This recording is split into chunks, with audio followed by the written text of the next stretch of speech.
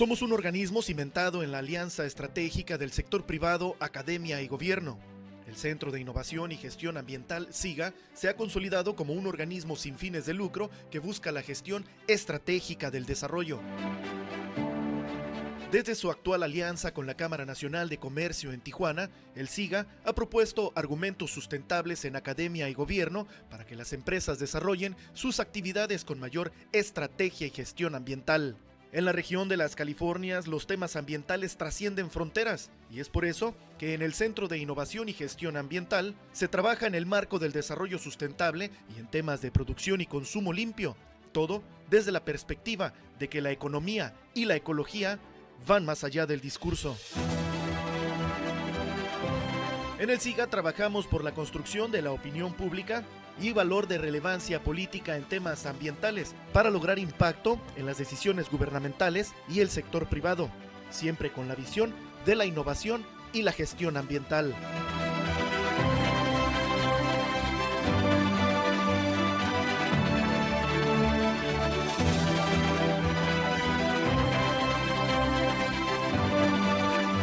Gracias por estar nuevamente aquí en el Seminario Permanente para el Desarrollo Sustentable. Bienvenidos.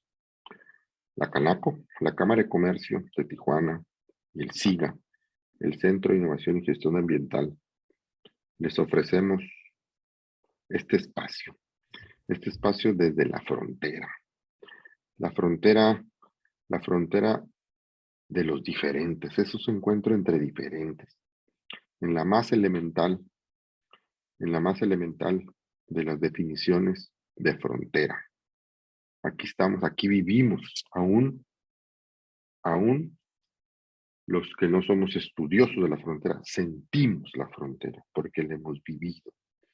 Y por eso este espacio desde aquí, un esfuerzo por intentar acomodar, embonar las muchas piezas del desarrollo sustentable, desde diferentes ópticas, donde la diversidad se encuentra y es posible solo como un ejercicio de tolerancia para estar juntos. Sucede que separamos, sucede que nos especializamos para, para un esfuerzo de entender mejor las cosas. Pero luego, la necia realidad que tiene todo junto y pegado, nos hace a veces se nos dificulta esta visión tan fácil de decir, de lo transversal, de lo sistémico, de lo complejo. Pero bueno, nada es ajeno al desarrollo sustentable. Nada. Así, una manera de aproximarse, de entenderlo, de construirlo, es la participación social, esto que hemos llamado organizaciones no gubernamentales, sociedad civil organizada, participación ciudadana, organizaciones de la sociedad civil, estos que en ocasiones se dedican a buena parte ¿cómo será? De la buena onda, del altruismo, esa actividad que podemos hacer, esa cooperación, esa colaboración que hacemos con un interés colectivo, con un interés de comunidad, en el mejor de los casos, desde luego, de buena fe, de un interés común, por las mejores causas. Pero déjenme mejor no seguir con esto. Mejor déjenme invitar a nuestro invitado, a presentar a nuestro invitado para que hable con mucha más propiedad que yo irreverentemente podría decir, pues a lo mejor es algo así como para lavarnos la conciencia, así como el greenwash, ¿no? Pero en otro punto. No, creo que mejor para hablar sobre esto, Sergio Cruz Hernández. Es profesor investigador de tiempo completo en la Facultad de Ciencias Administrativas y Sociales de la UABC. Es miembro del Sistema Nacional de Investigadores. Es doctor en Ciencias y Humanidades para el Desarrollo Interdisciplinario por la Universidad de Coahuila. Tiene experiencia como docente en investigación desde hace muchos años. Es muy joven, pero desde hace muchos años. Su experiencia se cuenta no por los años. También ha hecho trabajo de gestión académica en la universidad. Ha tomado diferentes cursos de formación disciplinaria en los temas de comunicación, de trabajo interdisciplinario, de sustentabilidad, de producción mediática. El doctor Cruz, Sergio Cruz, ha hecho varias publicaciones, entre las que destaca un libro, Recolectores Humanos de Piñón, Identidades y Representaciones de la Naturaleza. ¡Wow! Los humanos de nuestros pueblos originarios, los piñones, todos los hemos disfrutado a veces cuando pasamos por la Rumorosa. Bueno, ha impartido cátedra a nivel de posgrado, cursos y conferencias a nivel nacional e internacional. Actualmente es productor del programa de radio Desde lo Local, el cual se transmite los jueves a las 10 de la mañana en todo el estado por las estaciones de la UAS, de Radio Universidad. Y sin más, Sergio, te dejo el micrófono y al final buscamos interactuar con nuestro público. Es tuyo el micrófono, Sergio, adelante. Gracias, José Carmelo. Buenas tardes. Le agradezco también al SIGA esta invitación a compartir este espacio con ustedes. Espero que lo que les voy a compartir sea de su interés y pues también, como bien lo dice, sea provocador en el sentido de detonar un poco la discusión sobre qué es la filantropía comunitaria, cómo la percibimos y cómo vemos que sea un camino para lograr esta sustentabilidad o sostenibilidad, que es en gran medida lo que quiero poner aquí sobre la mesa con algunos datos, para luego pues provocar este intercambio, preguntas, respuestas, comentarios de las personas que nos acompañan. Bienvenidas y bienvenidos todos. Y bueno, agradezco la invitación y les voy a compartir una presentación, me dicen si se ve correctamente, donde voy a tratar de pues proponer algunos datos que me den pie para precisamente preguntarnos esta filantropía vista desde el punto de vista de la relación que tienen organizaciones donantes de dinero, fundaciones, fondos, instituciones, organizaciones de la sociedad civil, hacia otras organizaciones de la sociedad civil y también hacia grupos de comunidades, entendidos como grupos de trabajo, comunidades, colectivos, muchas veces en zonas rurales, a lo largo y ancho del país, y que es algo que hemos estado trabajando desde aquí, desde la Facultad de Ciencias Administrativas y Sociales de la UABC en Ensenada, y también en colaboración con el Fondo Acción Solidaria, Asociación Civil, que es una organización que precisamente otorga fondos semillas para la realización de proyectos. Entonces, algunos datos sobre los destinatarios de estas acciones filantrópicas. Esta gráfica de Our World in Data, de esta página web, nos da una idea de cómo algunos países se encuentran en sus niveles de pobreza y de pobreza extrema en relación a los ingresos. Entonces, como vemos aquí en esta gráfica, pues Etiopía sería el país que en esta gráfica tiene el mayor porcentaje de la población por abajo de la línea de pobreza que está definida por las Naciones Unidas, aunque Bangladesh también tiene un 24% de la población que está pues en condiciones de pobreza, y así vemos Turquía, vemos Vietnam con un 7% y vemos los Estados Unidos con un 11%, pero la cantidad de ingresos que reciben este porcentaje es mucho mayor que otros países, ¿no?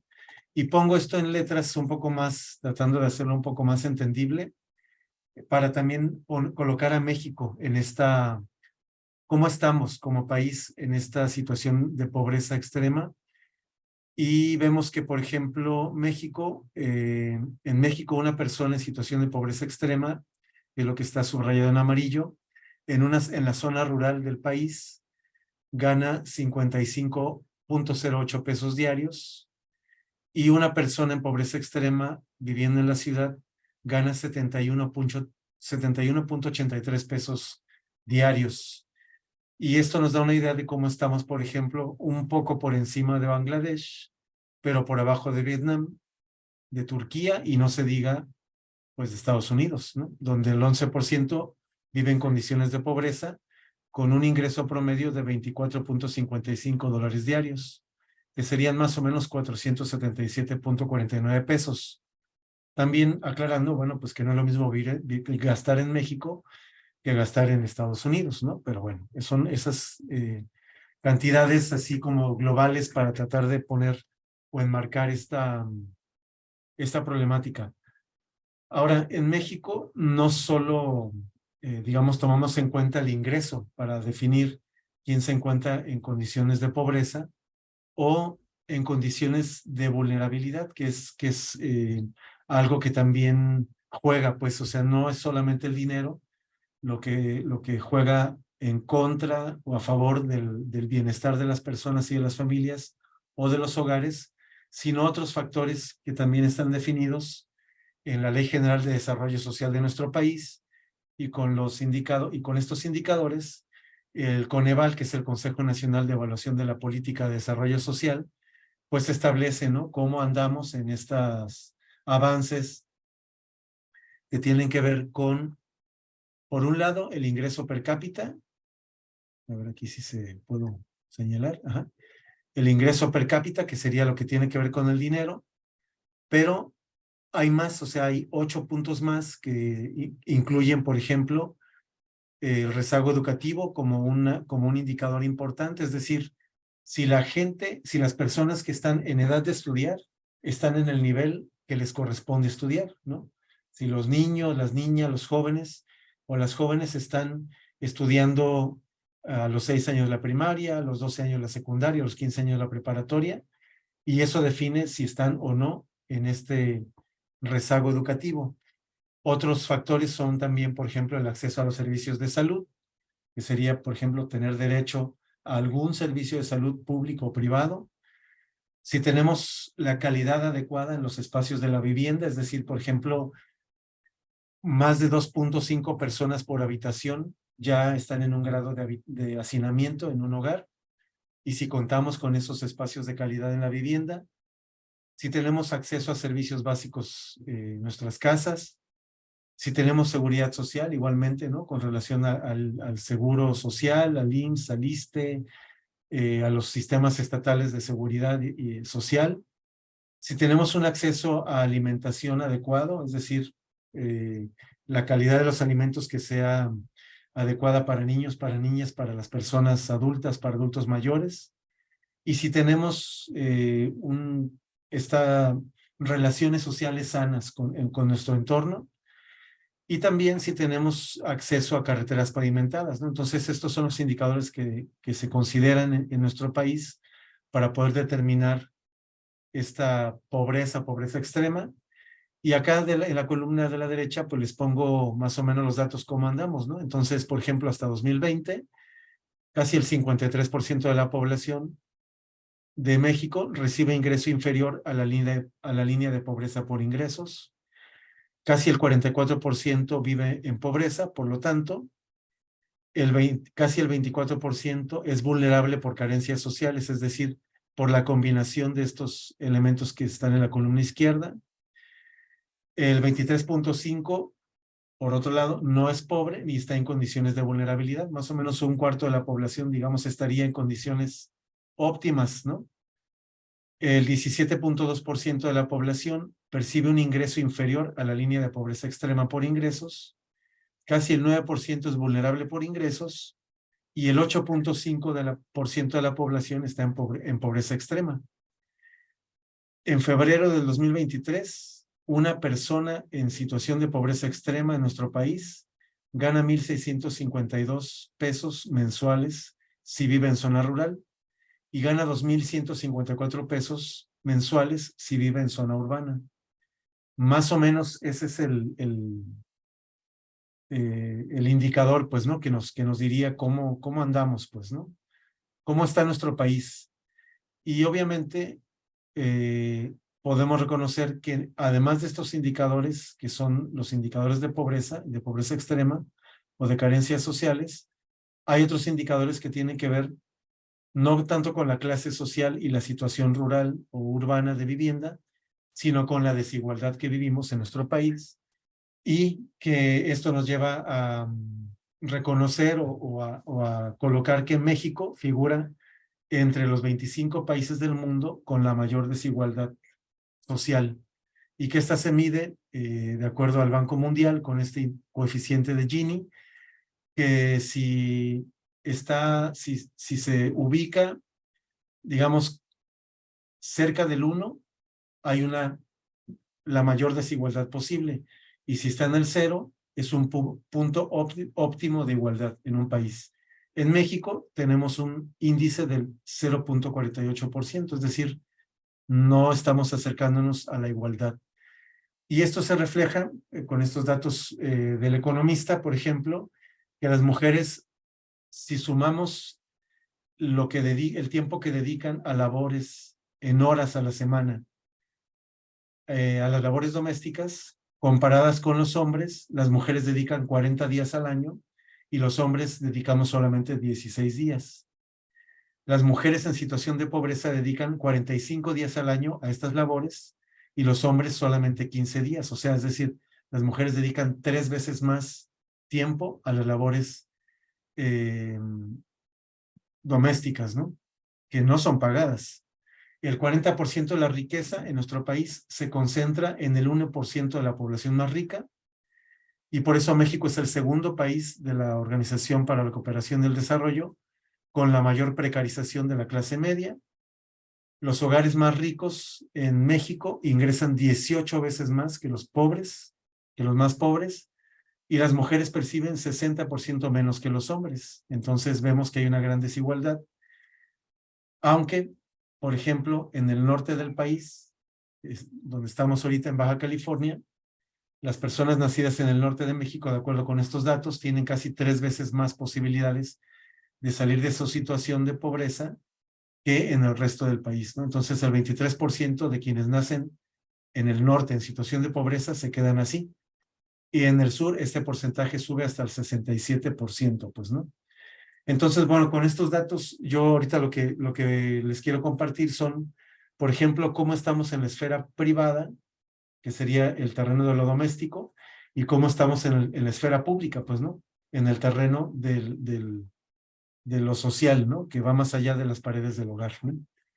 Entonces, bueno, en la esfera privada, por ejemplo, de acuerdo con datos del INEGI, se le asigna un valor al trabajo no remunerado en los hogares en México.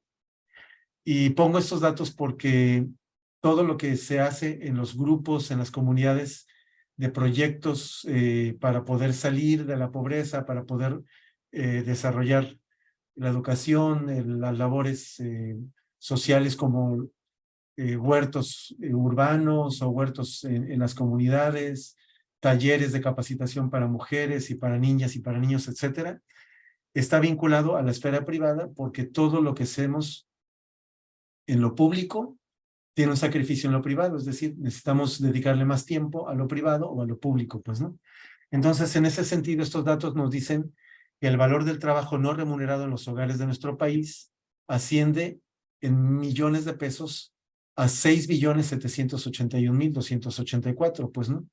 Y representa, obviamente esto no se paga, ¿no? O sea, nadie paga el trabajo privado, pues, ¿no? Pero tiene un valor que representa hasta el 26.3% del Producto Interno Bruto de nuestro país. Y de este 26%, si se lo consideráramos como un 100%, la cuarta parte se va a cuidados y apoyo, y casi la otra cuarta parte se va a alimentación. Otro rubro importante es la limpieza y el mantenimiento de la vivienda, el trabajo de compras y de administración del hogar, la ayuda a otros hogares y el trabajo voluntario, y otras actividades como la limpieza y cuidado de la ropa y del calzado. Es decir, alguien hace estas actividades dentro de los hogares, y como lo vimos en la lámina anterior, regularmente son las mujeres. No estamos diciendo que esto sea correcto, estamos diciendo que estos son los datos, quizás esa es la lucha que existe ahora por la equidad de género, ¿no? Bueno, por otro lado, el valor en las aportaciones, por ejemplo, si valoramos las aportaciones de las labores domésticas en pesos, digamos que las mujeres aportaron 71,000 pesos al trabajo en el último año, en el 2021, perdón, y los hombres solamente 28,000.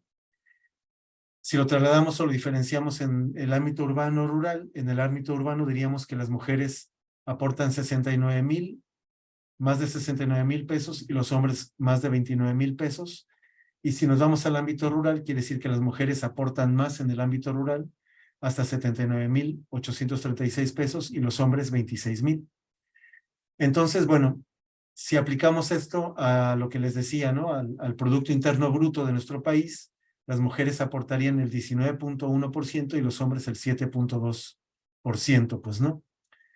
En este sentido, la carga de trabajo en horas trabajadas a la semana por sexo, por ejemplo, si lo ponemos con el valor del trabajo de mercado, las mujeres trabajan 22 horas por semana y los hombres 39 horas por semana.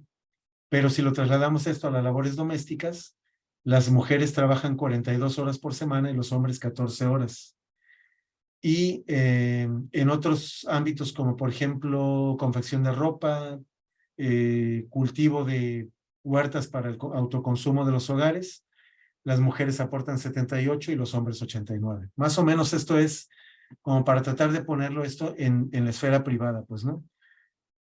Por otro lado, si nos vamos a la esfera pública, vamos a hablar un poquito de dos grandes elementos que serían las aportaciones desde las instituciones sin fines de lucro que están establecidas en la cuenta correspondiente que reporta INEGI para el año 2020-2021, y diríamos que las instituciones sin fines de lucro, que serían del tercer sector, ¿no? En nuestro país hay un sector público, que sería todo lo que es gobierno, etcétera, y un sector privado que se divide en dos, el sector lucrativo y el sector no lucrativo.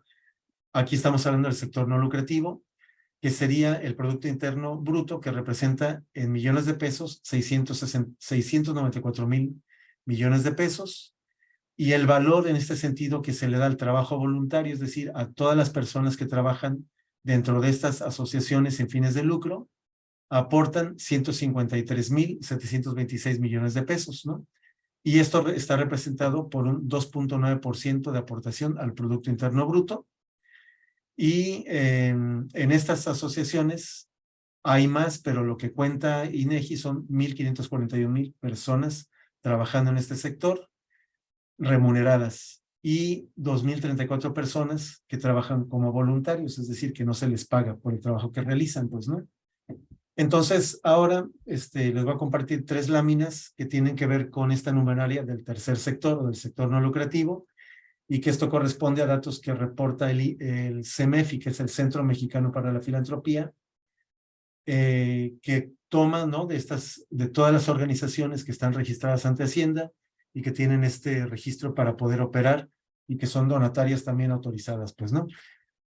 En ese sentido, y también lo vamos a comparar con Estados Unidos, en este sentido, el tercer sector en México está conformado por más de 64,000 organizaciones de la sociedad civil, de las cuales 46,000 son consideradas como sector filantrópico, que son el 72% más o menos, casi el 15% son organizaciones religiosas, casi el 12% son organizaciones de autobeneficio, que son tales como sindicatos, federaciones y confederaciones, y un porcentaje menor, que son 467, están registradas como colegios de profesionistas, y 0,26% son partidos y organizaciones políticas.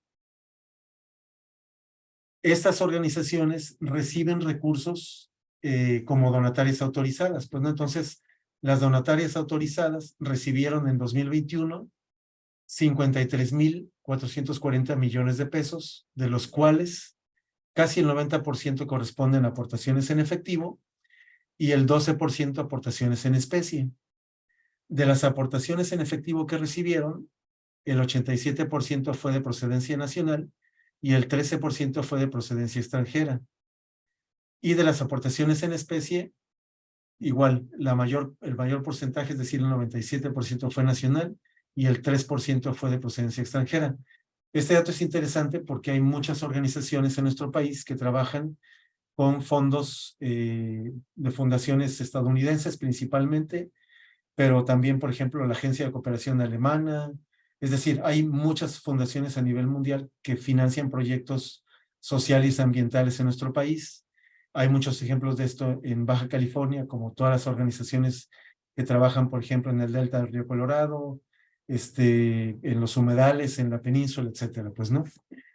Bueno, las organizaciones, ahorita les presento una clasificación de organizaciones por el tipo de actividad que desarrollan. Por ejemplo, en nuestro país, por ejemplo, la mayoría de las organizaciones registradas por el CEMEFI realizan actividades asistenciales, pues, ¿no? Es decir, dan en especie o ayudas que regularmente responden a situaciones urgentes, pues, ¿no? Y bueno, si revisamos un poco el concepto de asistencialismo, pues veríamos que el asistencialismo conlleva una dependencia y un dominio ideológico también muchas veces de quien da hacia quien recibe, pues, ¿no? Bueno, 1,367 organizaciones educativas, 716 culturales, más de 300 de desarrollo social, 304 organizaciones que trabajan en favor de la ecología, 178 organizaciones que reciben becas, ¿no? 150 que desarrollan conocimiento científico y tecnológico y 8 que reciben donativos para proteger especies en peligro de extinción. Ahora, si revisamos lo que reporta CEMEFI, ¿en qué estados de la República están, o sea, los 10 estados que tienen el mayor ingreso por donativos de este tipo, pues, ¿no? A nivel nacional. Y bueno, todavía somos un país bastante centralista, así que la Ciudad de México es la que se lleva casi la mitad de los donativos. Luego sigue Sinaloa con el 12%, Nuevo León el 9%, y Baja California figura en el lugar número 8 con el 1.91% de donativos, ¿no? Que se reciben. Y bueno, en este sentido, llama la atención lo que reporta CEMEFI de quiénes son las 20 donatarias que más donativos en efectivo recibieron, de acuerdo a lo reportado por el portal de transparencia, pues, ¿no? En 2021. Entonces, llama la atención que el principal receptor de donativos es la Fundación Carlos Slim, ¿no? Pues ahí diríamos el mismo es el que más recibe, ¿no? Aquí tenemos más de 1,900 millones de pesos. Sí, 1 billón, 2 billones de pesos casi, pues, ¿no? Y así hay estas 20 que son las que más reciben con un gran monto a nivel nacional y que obviamente pues tienen estos, no sabemos ahorita a quién ellos a su vez canalizan sus donativos, pero sabemos que está la fundación en primer lugar, la Fundación Carlos Slim, la Fundación Cruz Roja Mexicana, la Fundación BBVA, hay algunas organizaciones educativas como el Tecnológico de Monterrey, FEMSA, etcétera, pues, ¿no? La Fundación Politécnico, Fundación TV Azteca, etcétera, pues, ¿no? Son las 20 donatarias que más donativos en efectivo recibieron en 2021. Ahora, en este gran campo o mercado, pues, ¿no? De fundaciones, de organizaciones de la sociedad civil, hay un trabajo que se hace, que no se paga, que es el trabajo voluntario y que está catalogado por CEMEFI como ese trabajo que realiza una persona sin remuneración pecuniaria ni obligación legal y que se presta a personas que viven fuera del hogar del propio voluntario. Por eso se diferencia este trabajo en la esfera pública de la esfera privada, que es el trabajo que se hace en el hogar, que tiene que ver con los cuidados de los familiares y de las personas que viven en nuestra propia casa, pues, ¿no?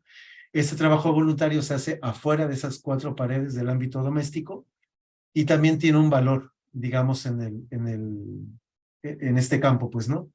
En 2020 se tienen registrados 1,030,462 hombres que realizaron trabajo voluntario y 643,000 mujeres.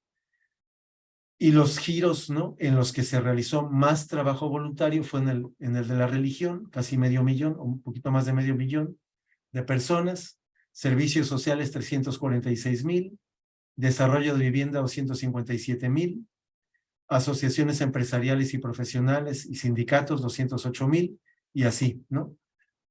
Salud, enseñanza e investigación, etcétera. Todo ese trabajo voluntario que se realiza también tiene un valor económico que asciende a los 119,099 millones de pesos en el año 2020. Bueno, ahora, si comparamos las organizaciones o los donantes en México y en Estados Unidos, también de acuerdo con estos datos proporcionados por CEMEFI, el Centro Mexicano de la Filantropía, veríamos que en México circulan donativos por 46,571 millones de pesos y en Estados Unidos por 471,044 millones de dólares. El origen de estos donativos que circulan en todas estas organizaciones sin fines de lucro viene principalmente de personas físicas. En nuestro país el 23% de personas físicas, 71% de personas morales y 6% del sector público. Y en Estados Unidos el 69% viene de personas físicas, el 19% de fundaciones, el 9% de herencias y el 4% de empresas. Ahora, estos donativos, ¿a dónde se van en uno y otro país? O sea, ¿a qué giros, pues, no? De beneficencia, de altruismo, de voluntariado, etcétera. En México, la mayor parte de este dinero se va a asociaciones asistencialistas, con el 65.3%. El siguiente porcentaje es menor, pero es el segundo rubro, que se va a asociaciones o a labores educativas, el 12%, de cultura, desarrollo social, ecología y así, ¿no? Apoyo a otras donatarias, a becantes, a especies protegidas, que eran el listado que yo les daba en una lámina anterior. En Estados Unidos es diferente, ¿no? El destino de estos donativos. En Estados Unidos, el mayor porcentaje se va a asociaciones religiosas, que es casi el 30%, educativas el 14%, servicios humanos el 12%, fundaciones 12%, salud 9%, y así, ¿no? Entonces sí hay una diferencia en el origen de bueno, obviamente hay una diferencia en los montos, en el origen que tienen este dinero que se va al sector no lucrativo y el destino, pues, ¿no? Bueno, esto entonces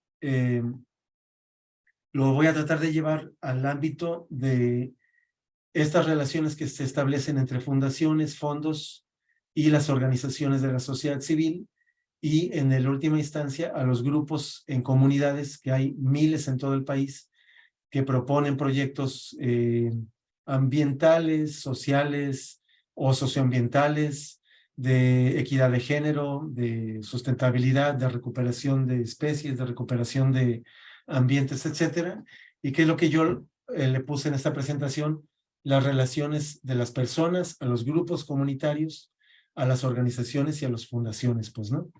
Entonces, bueno, yo digo, bueno, ¿para qué estudiar esta movilización de recursos? Porque estamos entendiendo que no solamente existen, o que más allá de los recursos que se movilizan, de los recursos económicos, las comunidades movilizan otro tipo de recursos que serían, ahorita los vamos a ver, recursos, de otro tipo, ahorita los revisamos, pues, ¿no? Pero entonces, estudiar esta movilización de recursos nos permite entender mejor cómo se consiguen los recursos, o sea, cómo los grupos consiguen los recursos, es decir, y qué mecanismos de acceso tienen y cómo los movilizan. Los recursos pueden ser definidos como una capacidad inicial o una capacidad ganada. Entonces, son medios para transformar las condiciones que tienen los grupos y las comunidades. Son medios también a través de los cuales se puede ejercer el poder, ¿no? Porque, como decimos, si hay organizaciones asistencialistas, religiosas, pues hay un intercambio de recursos por una dependencia quizás ideológica, y los recursos también están constituidos por activos y por actividades, es decir, algo hacemos con lo que tenemos, pues, ¿no? Entonces, las formas de movilizar recursos están también en gran medida determinadas por los desniveles que existen o por la posición que tienen los grupos para negociar con fundaciones. Y eso también podríamos decir, bueno, para negociar incluso con entidades de gobierno, pues, ¿no? Si vemos que existen desniveles educativos o sociales, pues también va a haber desniveles en la relación que tienen estos grupos con fundaciones o con otros entes o agrupaciones, pues, ¿no? Entonces, los grupos, en el mejor de los casos, con los recursos que tienen, van a buscar alterar, ¿no?, la distribución de recursos que existen y con eso poder mejorar sus condiciones, pues, ¿no? Entonces, bueno, los grupos también tienen acceso a fuentes internas y externas de recursos, ¿no? Es decir, si yo organizo a mi comunidad para poder hacer un proyecto social, el hecho de que yo organice a la gente que está en mi comunidad, en mi colonia, es un recurso interno. Y si busco, por ejemplo, cierto capital o donativo en el sector público o en una fundación, esos serían recursos externos, pues, ¿no? 20,000, 30,000, 100,000 pesos, pues, ¿no? Que puedo yo conseguir. Y todo eso juega en un mismo sentido, precisamente para alterar esas condiciones en las que vivimos, pues, ¿no? Entonces, bueno, aquí yo puse esta tabla para poder tratar de ejemplificar qué recursos existen, porque más allá de los recursos materiales, que solamente es un tipo de recursos, y donde está el dinero, y no es el único recurso material el dinero, hay otros recursos. Por ejemplo, si yo pongo mi carro para hacer una brigada de limpieza de un arroyo, pues son recursos materiales, mi carro. Pero hay otros recursos que serían los humanos, si organizo la brigada, o si uso una carretera para poder acceder a cierta tarea, estoy usando recursos sociales y organizativos. Y si además organizo, por ejemplo, una jornada de limpieza, quizás tenga yo que asistirme de recursos culturales, de personas que saben cuándo limpiar terrenos, qué plantas son las nocivas, qué plantas ayudan, hay que dejarlas para que no se seque la tierra, etcétera, pues, ¿no? Y además, otro tipo de recursos, por ejemplo, los morales serían si yo tengo la capacidad o la legitimidad dentro de mi grupo, mi colonia, para poder negociar, para que si soy un líder, ¿no? Para, por ejemplo, aglutinar al grupo, etcétera, en favor de una actividad. Y entonces, pues todos y todas tenemos la capacidad precisamente de autogenerar recursos, ¿no? Al interior de mi grupo, de mi comunidad. Tengo la capacidad de agregar recursos a los que ya tengo, si puedo negociar con otros grupos, ¿no? ¿Sabes qué? Consigo un salón para hacer una reunión y a cambio yo doy trabajo voluntario o presto palas y picos para cierta tarea o faena en mi comunidad, en mi colonia. O si me puedo apropiar recursos que no los tenía, pero que los puedo conseguir. O si de plano busco patrocinio de recursos. Y esto es, ¿sabes qué? Pues voy con una institución de gobierno y le pido, ¿sabes qué? Dame 30 lonches para hacer una brigada de limpieza, o consígueme material, o páganos jornales por limpiar cierta actividad, pues, ¿no? O para construir un vivero, qué sé yo, ¿no? Entonces, en estas relaciones entre donantes y grupos, de acuerdo a lo que les estoy planteando, pues los grupos de las comunidades, las organizaciones de vecinos, de colonos, no solamente deberían recibir, ¿no? Sino también pueden dar tiempo, pueden dar saberes locales, pueden dar organización social, etcétera, y también podrían recibir, pues, ¿no? O sea, en esta interacción con sector público, diríamos gobierno, a nivel municipal, estatal, federal, o con sector privado, por ejemplo, con fundaciones que financian proyectos sociales o socioambientales en colonias, en pueblos, en rancherías, en pueblos indígenas, en comunidades, etcétera, pues, ¿no? Y viceversa, cuando hay una fundación que dice, yo tengo $1,000, ¿no? Para darle a una comunidad, esta fundación no solamente da, o sea, esta fundación también recibe, porque si una fundación da $1,000 para un proyecto socioambiental en una colonia o en un pueblo, recibe trabajo, recibe saberes locales de la gente que está organizada, recibe trabajo voluntario, horas hombre, horas mujer, jornales. Quizás la gente puso su carro para las reuniones, o puso un salón, o puso una impresora para poder, es decir, hay una relación de reciprocidad entre donantes y grupos. Sin embargo, estas relaciones de dar y recibir muchas veces están atravesadas por fuertes asimetrías que están definidas pues por las ventajas o desventajas que tenemos como grupos para negociar o para darnos cuenta del gran valor que tenemos, de la fuerza que tenemos organizativa o de la posibilidad que tenemos precisamente organizativa para sentarnos a negociar en mejores condiciones, tanto con el sector público, gobierno, como con el sector privado, fundaciones, ¿no? Entonces, estas asimetrías producen desequilibrios en la movilización de recursos entre fundaciones y grupos de base. En un estudio que hicimos en el año 2020-2021, donde se hizo una muestra de 40 grupos a nivel nacional que reciben fondos de fundaciones, después de hacer este estudio de cuánto da la fundación y cuánto aportan los grupos, ¿no? Y tratar de más o menos cuantificar pues lo que da la gente en tiempo, en saberes, etcétera, pues más o menos llegamos a una cifra de que si una comunidad un grupo recibe un donativo por 900,000 pesos, moviliza recursos equivalentes hasta por 500,000 pesos, casi la mitad de lo que recibe. Pero si esa comunidad recibe un donativo por 70,000 pesos, igualmente es capaz de movilizar recursos hasta por 500,000 pesos, ¿no? Entonces, un grupo, esto evidencia varias cosas, ¿no? Algunas pueden tener hasta un doble filo, pero evidencia pues que una fundación, que la inversión social en resolver conflictos socioambientales, en apoyar en comunidades, tiene una gran ganancia, porque si una fundación da 9 pesos, va a recibir 5 en trabajo.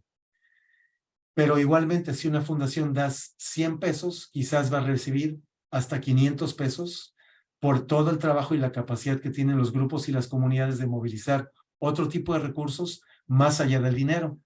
Entonces, otra de las conclusiones que, de acuerdo a lo que les comento en esta lámina, está en construcción, pues es que la cantidad del donativo no define el volumen de recursos movilizado. Y por supuesto, pues de acuerdo a esto que les estoy comentando, existen grandes beneficios sociales en estas relaciones entre fundaciones y entre grupos organizados.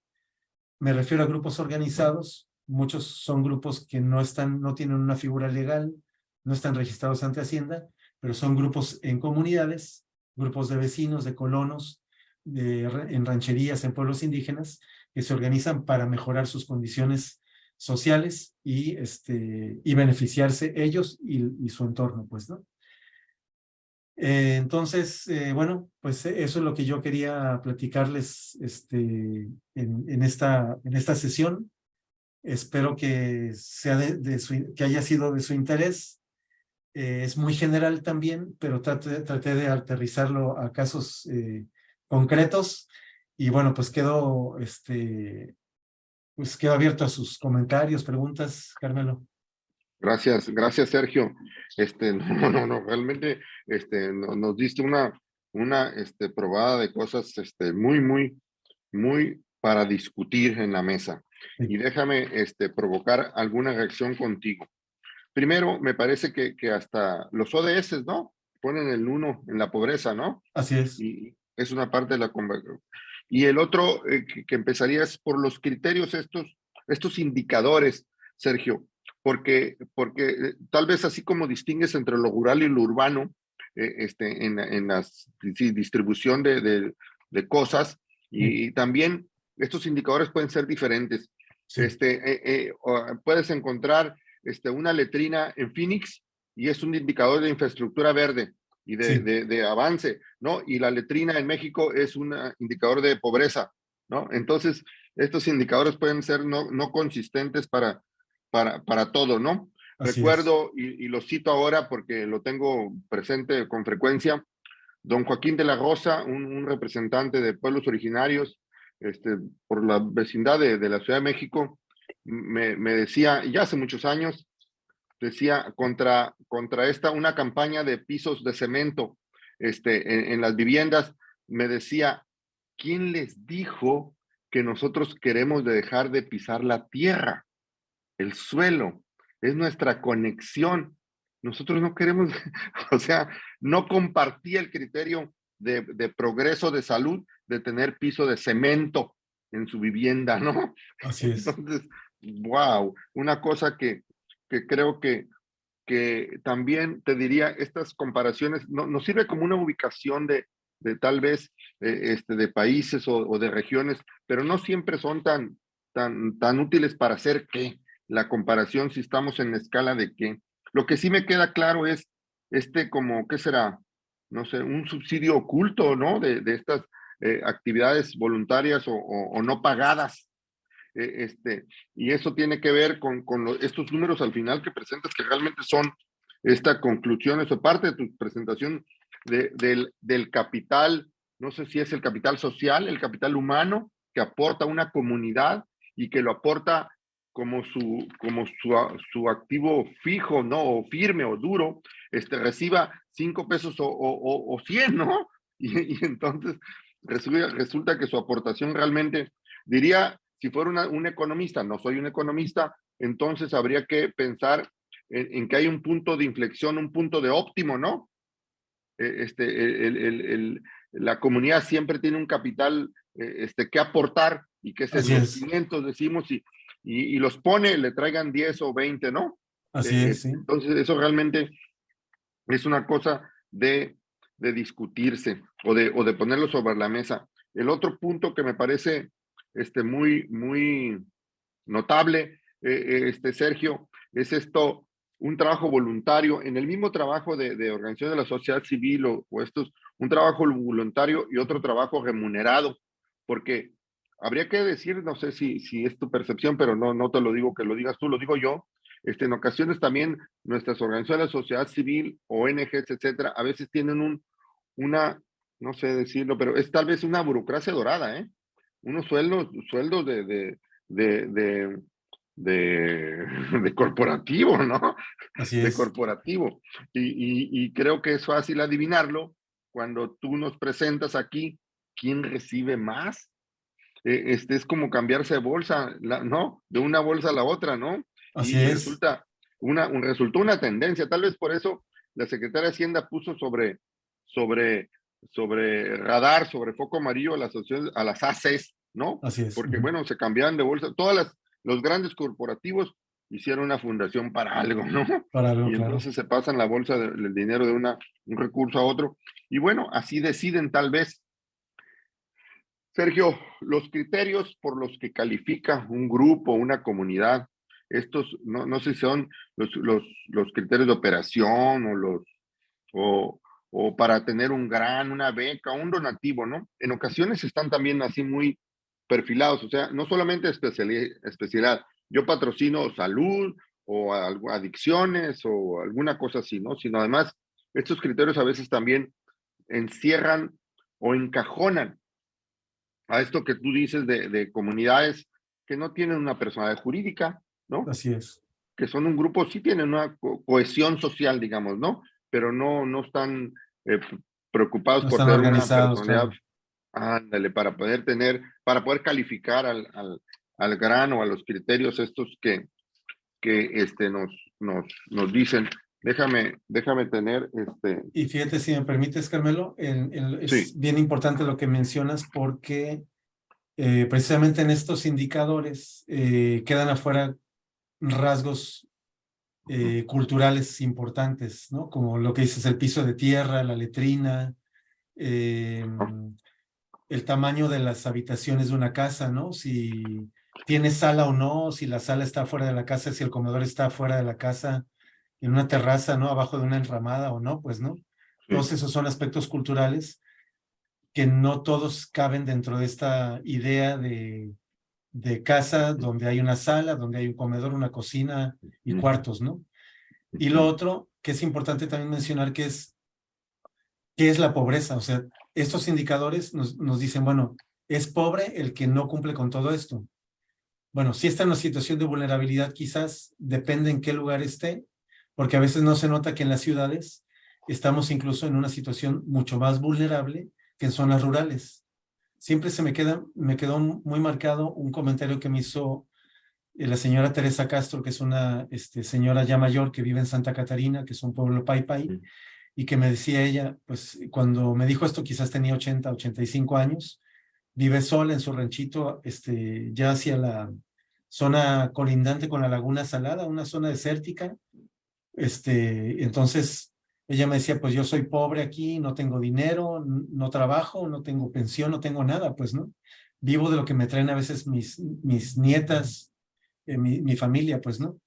Y sí, o sea, no estoy diciendo que no esté en una situación quizás de riesgo como adulto mayor, pero a veces ella, pero ella sobrevive porque tiene el conocimiento para salir a su patio, a su rancho, a cortar ciertos vegetales, ciertos frutos que le da la naturaleza y que ella sabe qué se puede comer y qué no.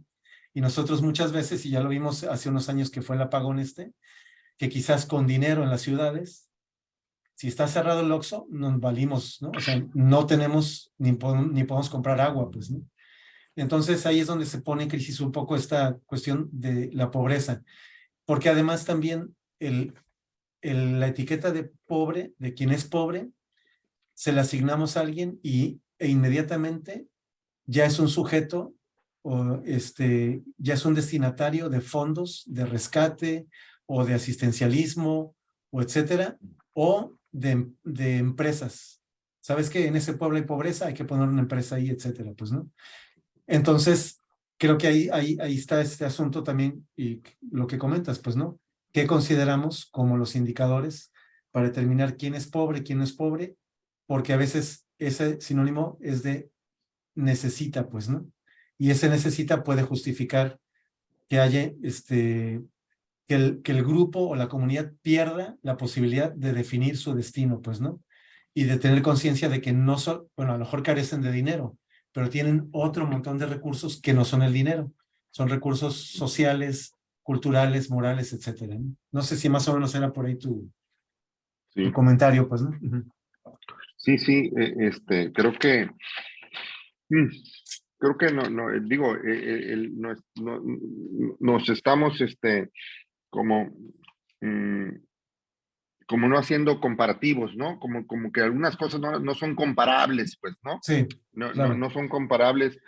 Tal vez mi ingreso, tú lo pusiste con mucha claridad, la actividad remunerada, no remunerada, entre hombres y mujeres, pero también entre lo rural y lo urbano. Sí. Y entonces, déjame decirlo con un poco de ironía, los urbanos a veces aspiran a tener una casita de campo, Ah, para, no para producir, sino para descansar, pero el que ya vive en el campo, o ha vivido en el campo, no se da cuenta o no nos damos cuenta, porque también mi origen es rural, aunque muy lejano, pero todavía sientes, no te das cuenta de lo que tenías, ¿no? sí, Hasta que vienes acá y todavía te resistes a, pues, por ejemplo, a vivir en un departamento, o sea, no puedes no tener suelo, ¿no? No puedes no exacto. tener tierra, ¿no? Bueno, hay una cosa ahí, psicológica tal vez, ¿no? Pero Sí. déjame decirte, que Jesús Echeverría, alcanzo a, ¿sí? Híjole, me están complicando mi lectura aquí, pero Jesús Echeverría Aro dice, gracias por la ponencia y un buen referente social respecto a la disponibilidad de recursos financieros que bien utilizados pueden mejorar la calidad de vida de los grupos urbanos y rurales en condiciones de pobreza al margen del apellido. Se sabe, y así lo has mostrado, que dinero sí hay. El punto es cómo hacerse llegar de estos recursos previo proyecto y que sea de beneficio a una comunidad y no para una persona o familia. Saludos desde Baja California, desde La Paz, de Baja California Sur. También Nelly Calderón nos dice, muchas gracias Sergio por tu presentación. Es un análisis muy valioso. Quisiera preguntarte si como parte de tu indagación en el tema identificas qué tanto los donantes u otros apoyos a los grupos de base se están invirtiendo en la profesionalización de su trabajo o en fortalecer los liderados comunitarios. Muchas gracias. Sí, gracias por las preguntas y los comentarios. No tengo ese dato específicamente viniendo desde las fundaciones hacia los grupos, pero sí en el estudio que hicimos vimos que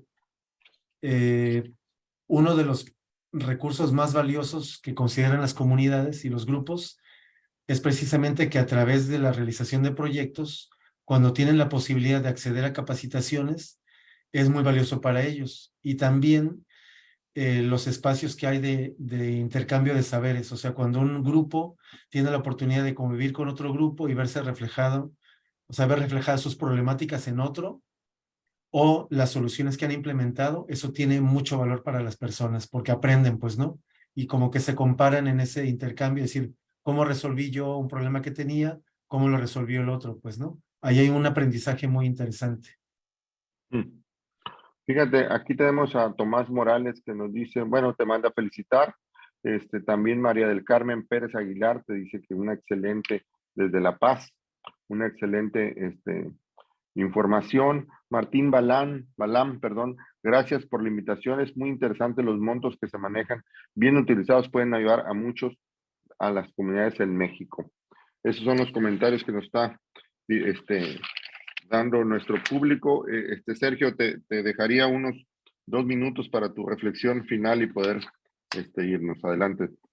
Sí, gracias. Gracias por la invitación a Siga y gracias, Carmela, por la invitación, por este espacio para poder compartir esto que es digamos que tiene este origen de este estudio que hicimos, pero también es tratando como de armar un marco de análisis y un marco que permita entender mejor estas relaciones que se tejen desde abajo entre los grupos, reconociendo que la inversión social es muy importante, que el flujo de estos recursos y de estos donativos por parte de fundaciones hacia los grupos es muy importante y sí modifica, pues, ¿no? Las condiciones de los grupos y de las comunidades, pero también tratando de darle otro valor a los conocimientos y a los saberes locales, que eso creo que es también parte de la intención, porque con esto se visibilizan esos saberes precisamente y se buscaría o se podría, ¿no? Tender un escenario en el que haya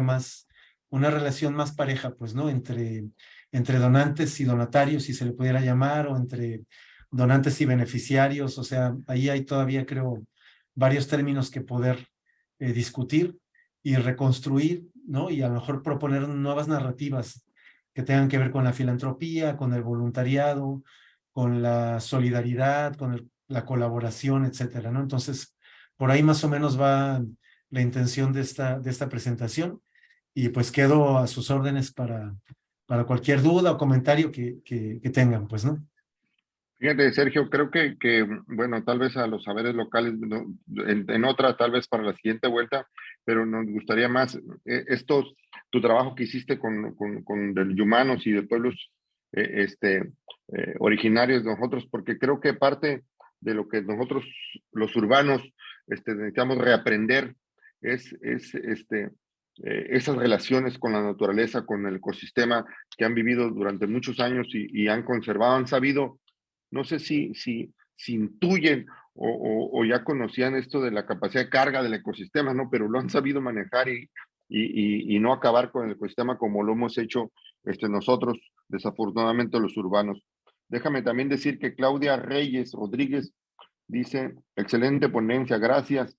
Un saludo desde el Estado de México. Adrián Ramos nos dice muchas gracias por hacer esto por y para México. María Guadalupe Rodríguez nos da las gracias también. Bueno, a nuestro público que nos acompañó, Sergio, muchas gracias. Gracias por compartirnos Gracias. en estos pocos minutos tu trabajo. Espero que nos vamos a seguir encontrando en este camino largo, en construir el desarrollo sustentable. Seguro. A Muchas nuestros gracias. amigos, gracias Sergio, gracias. A nuestros amigos que nos acompañan desde cada miércoles aquí, los esperamos los miércoles para seguir construyendo un intento de entender y reconstruir, acomodar las piezas del desarrollo sustentable. La Cámara de Comercio de Tijuana, la Canaco de Tijuana, el SIGA, el Centro de Innovación y Gestión Ambiental, les agradecemos. Les recordamos que cada miércoles aquí nos encontramos en el Seminario Permanente para el Desarrollo Sustentable, desde Baja California, la frontera con California, la frontera con México, Estados Unidos. Les recordamos se pueden registrar en este QR que está ahí en nuestros volantes para que puedan recibir a vuelta de correo una constancia de su asistencia a este seminario, y los invitamos para el próximo miércoles a las 6 de la tarde, el próximo miércoles 5 de abril, nos acompañen para hablar sobre mejora regulatoria, sobre trámites ambientales. Nos va a acompañar Armando Barajas.